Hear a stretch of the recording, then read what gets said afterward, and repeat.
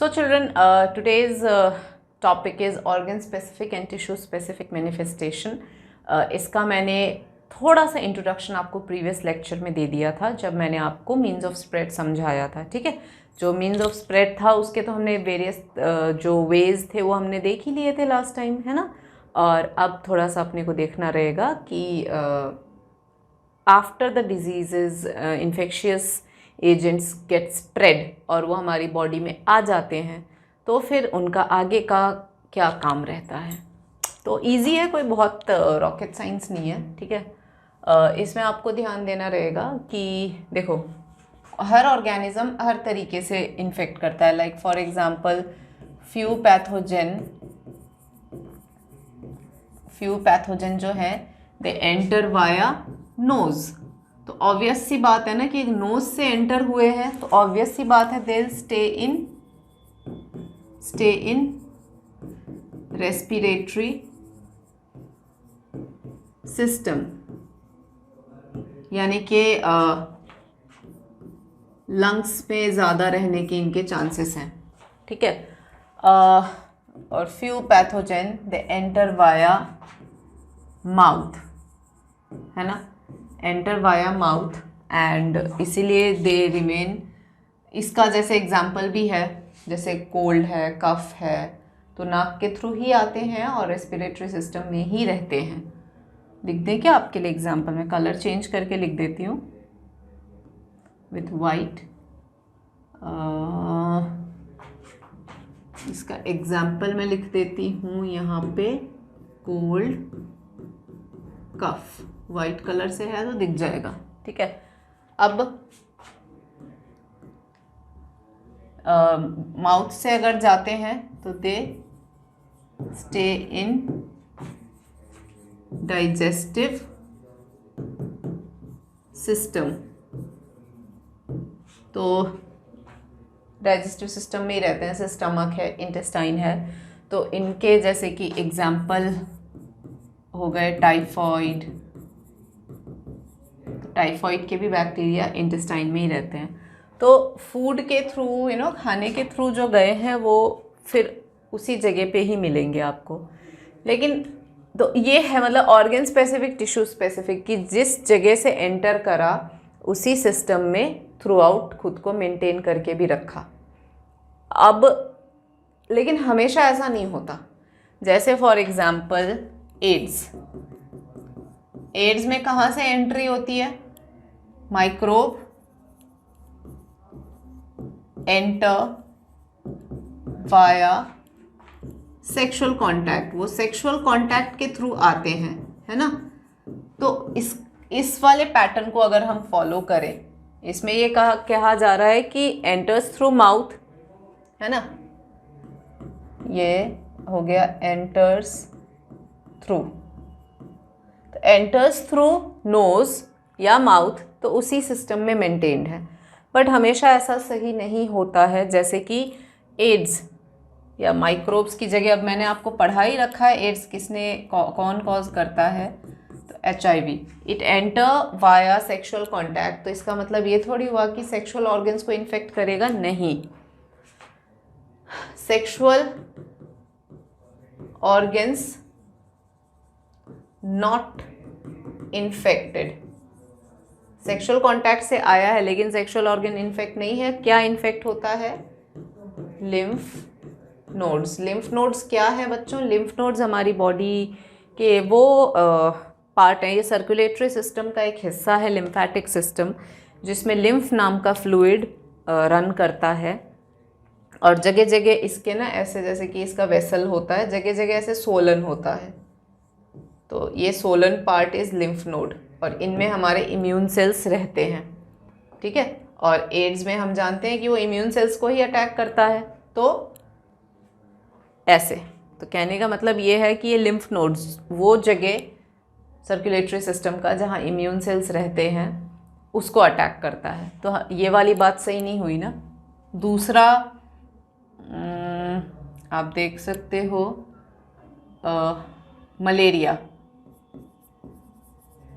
Malaria में ये माइक्रोप्लाज्मोडियम enters, Plasmodium कहाँ से एंटर करता है? Via blood. तो ब्लड से आया है तो इसका मतलब ये थोड़ी है कि ब्लड को ही इन्फेक्ट करेगा, नहीं ना, मतलब ब्लड के अंदर रहना चाहिए ना, लेकिन किसको इन्फेक्ट करता है? इन्फेक्ट्स पहले तो लिवर और फिर बाद में आरबीसी। तो लिवर में भी जा रहा है। तो ये है, कहने का मतलब कभी कभार ऐसा होता है, कुछ बीमारियों में ऐसा होता है कि जिस रास्ते आया उसी सिस्टम में खुद को मेंटेन करके रखा, और कभी कभार ऐसा होता है कि जिस रास्ते वो आया उस रास्ते में नहीं टिकता है बल्कि कहीं और चला जाता है। ठीक है, इसमें एक और है, जैसे कि एक और बीमारी है एन्सेफेलाइटिस। एन्सेफेलाइटिस ये भी माइक्रोब या वायरस है। Virus enters via mosquito in blood. Blood में आया बट इन्फेक्ट्स ब्रेन। आपने वो सुना होगा ना, दिमागी बुखार।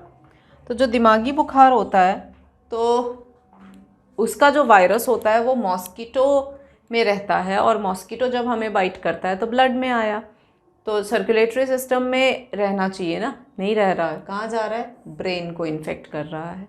ठीक है, हाँ, तो कहने का मतलब माइक्रोब्स अगर हमें इन्फेक्ट करते हैं तो उनको हमारी बॉडी में ऐसा जगह ढूंढना होता है जहाँ पर वो खुद को सेफली इस्टेब्लिश कर सके, सेफ रह सके। ठीक है, तो वो जगह हमारी बॉडी में कौन सा है, उसके लिए वो टाइम लेते हैं। इसी को तो इंक्यूबेशन पीरियड कहते हैं। आपने पैंडेमिक में सुना होगा कि 14 दिन का क्वारंटीन है या 7 या 8 दिन का क्वारंटीन है। ये क्वारंटीन क्या होता है? ये यही होता है कि बॉडी में माइक्रोब तो आ चुका है, लेकिन वो सिम्टम प्रोड्यूस करते करते उसको 14 दिन भी लग सकते हैं। ठीक है, क्योंकि ये बॉडी में वो सेफ जगह ढूंढता है ना, जहाँ पे जाके ये खुद को स्टैब्लिश कर सके, वहाँ जाके फिर इन्फेक्ट कर सकते हैं। ठीक है, तो ये चीज़ है।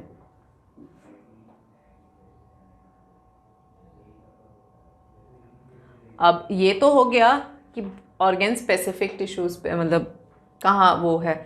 अब इस हिसाब से देखो, सिम्टम्स भी उसी हिसाब के आते हैं जहाँ पर ये वो होते हैं, इन्फेक्ट करते हैं। जैसे कि सपोज अगर respiratory system, if respiratory system is infected,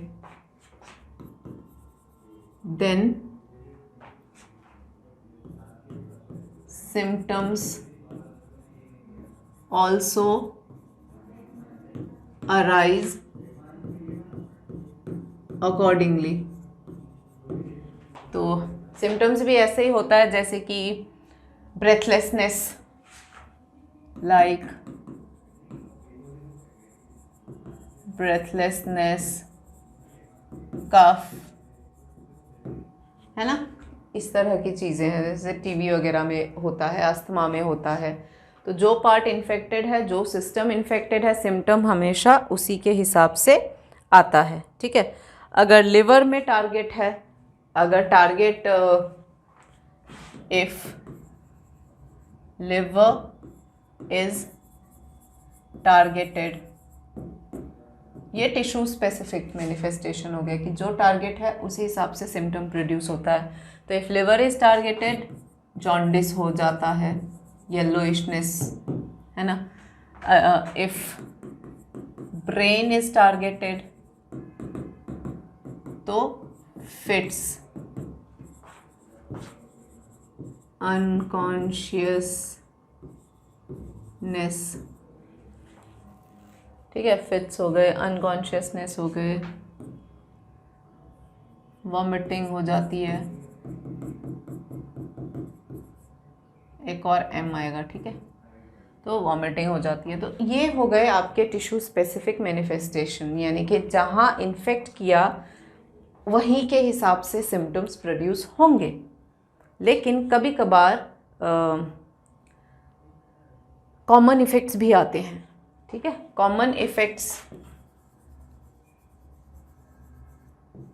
इसके होते हैं। ये जो अभी तक मैंने करवाया ये टिश्यू स्पेसिफिक था। ठीक है, अब कॉमन इफ़ेक्ट्स ये हैं कि लाइक फॉर एग्जांपल पेन है, स्वेलिंग है एंड इन्फ्लेमेशन। इन्फ्लेमेशन क्या है? When immune cells actively recruits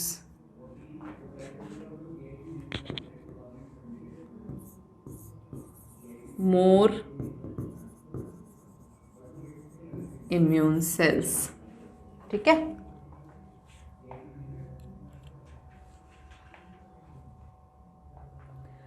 more immune cells to the affected tissue to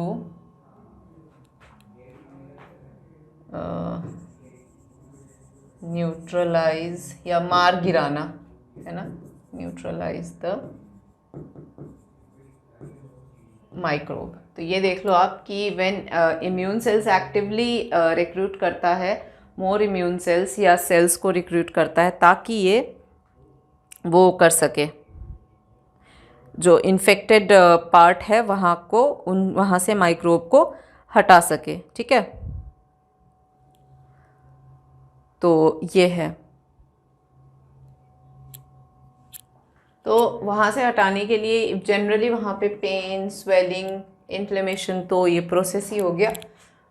fever भी आ सकता है, टेम्परेचर राइज भी हो सकता है। तो ये होता है, ये कॉमन इफेक्ट्स आ जाते हैं। मतलब more and more cells recruit कर रहा है ताकि डिजीज़ कॉजिंग माइक्रोब को न्यूट्रलाइज करें, मार गिराए। ओके, अब एट टाइम्स ये तो इन जनरल हो गया, लेकिन हम अगर बात करें, अगर हम बात करें उसकी एड्स की, तो एड्स में तो हमारे इम्यून सेल्स ही इन्फेक्ट होते हैं ना, लिम्फ नोड में इम्यून सेल्स से इन्फेक्ट हो रहे हैं। तो ऐसे केसेस में क्या करा जाए? क्योंकि इम्यून सेल्स इन्फेक्ट हो रहे हैं, तो अब हमने अभी पढ़ा कि पेन, स्वेलिंग, इन्फ्लेमेशन, क्योंकि मोर सेल्स, इम्यून सेल्स रिक्रूट हो रहे हैं ताकि वो किल कर सके। लेकिन क्या होगा जब इम्यून सेल खुद ही इन्फेक्टेड हो? तो when immune cells itself is infected, तब मामला गड़बड़ हो जाता है, तब फिर संभालने वाला कोई नहीं होता।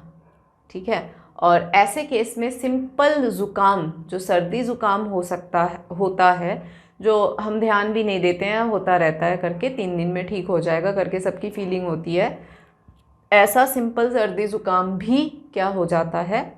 निमोनिया में कन्वर्ट हो जाता है। ठीक है, या फिर कोई ऐसा डायरिया, सिंपल डायरिया हो गया, लूज़ मोशन हो गया थोड़ी देर के लिए, तो वो लूज़ मोशन भी क्या बन सकता है बच्चों? वो लूज़ मोशन भी वो हो जाता है, severe diarrhoea with blood stool हो जाते हैं। ठीक है, वो है। तो इस तरीके की चीज़ें हैं जो आपको ध्यान रखना है।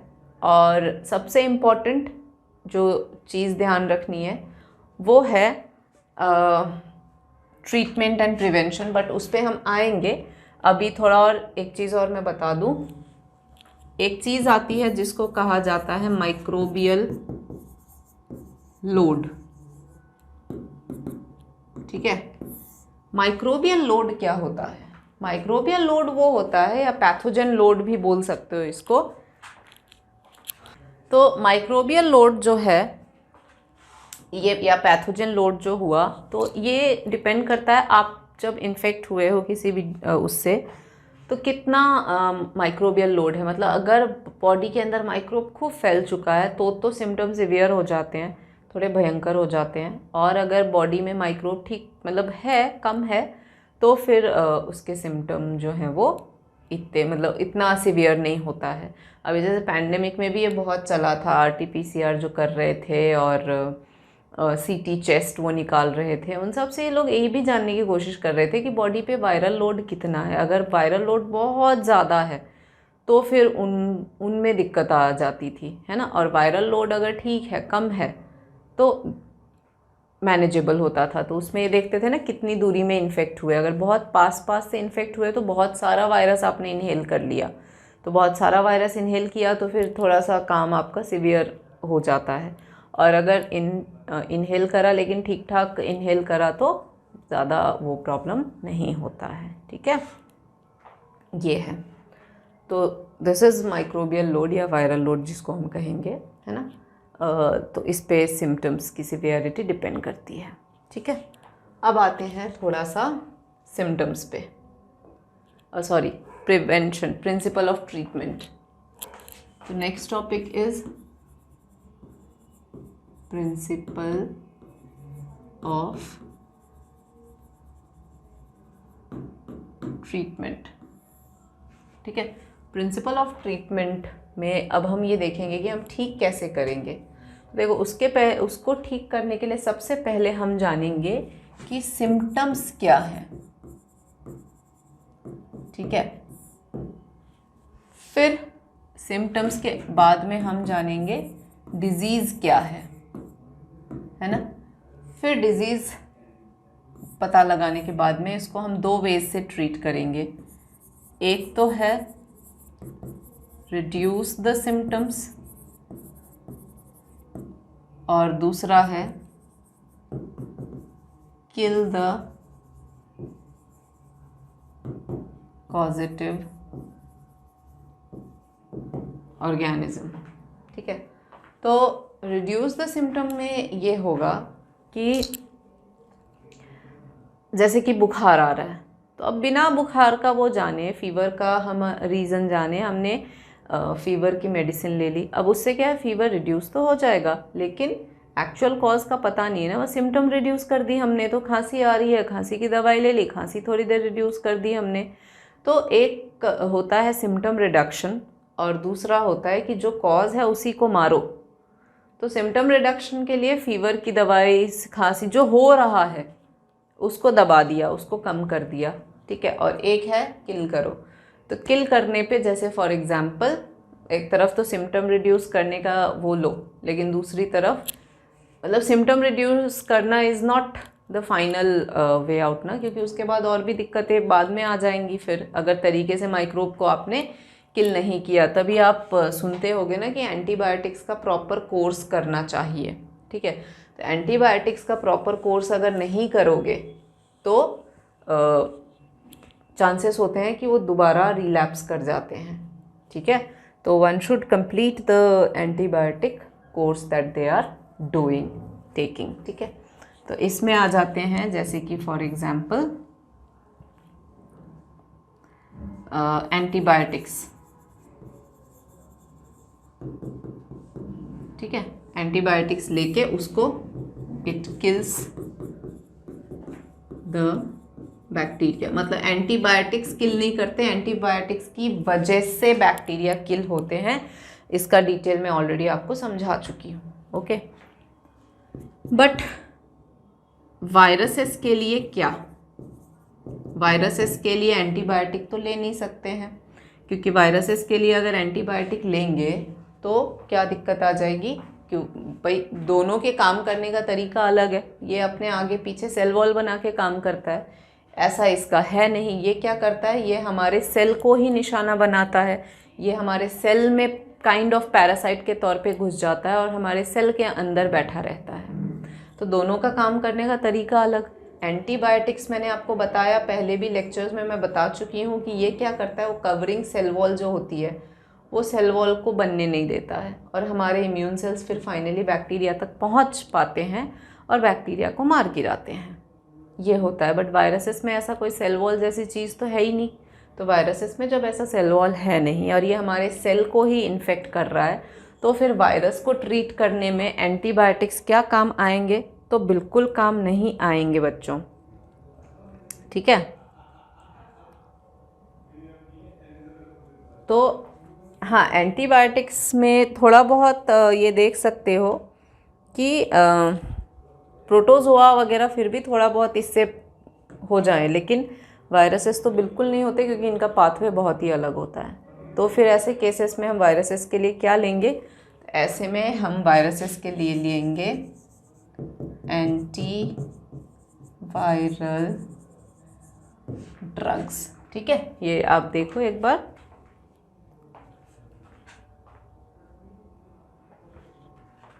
सो विल टेक एंटीवायरल ड्रग्स। ठीक है, एंटीवायरल ड्रग्स में क्या होता है कि दवाइयाँ होती हैं जो वायरसेस के अगेंस्ट काम करती हैं। ठीक है, अब जैसे कि एड्स है, आज तक ही एड्स के वायरस के अगेंस्ट, वायरस के लिए इसीलिए तो मैंने आपको पहले भी बताया है कि दवाइयाँ बनानी एक तो बहुत मुश्किल होती हैं। ठीक है, और like it's really very difficult to handle viruses. दवाइयाँ मुश्किल है,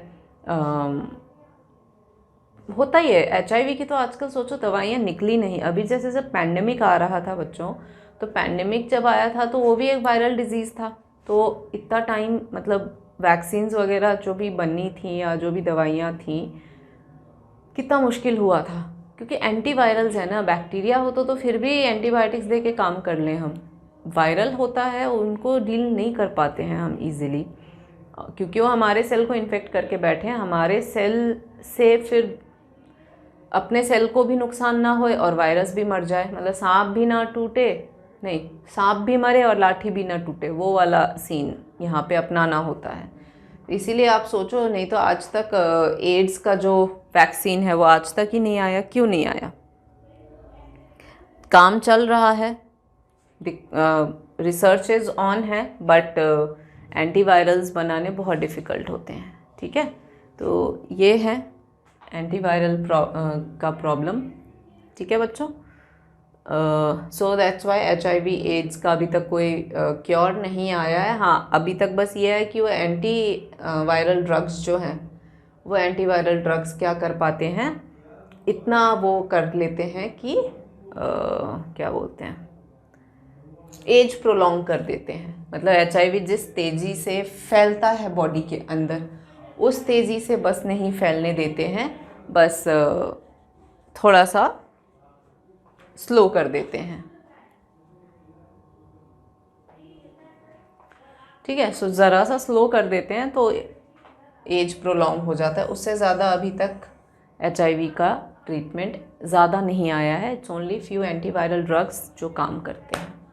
ठीक है, तो ये तो आपके प्रिंसिपल ऑफ ट्रीटमेंट, और इतनी देर से ये जा रहा था और आपने हमें प्रिंसिपल्स ऑफ ट्रीटमेंट। तो ध्यान रखना भाई, ये ट्रीटमेंट के तरीके होते हैं, लेकिन ट्रीटमेंट हम क्यों कराएं? Isn't the prevention better than cure?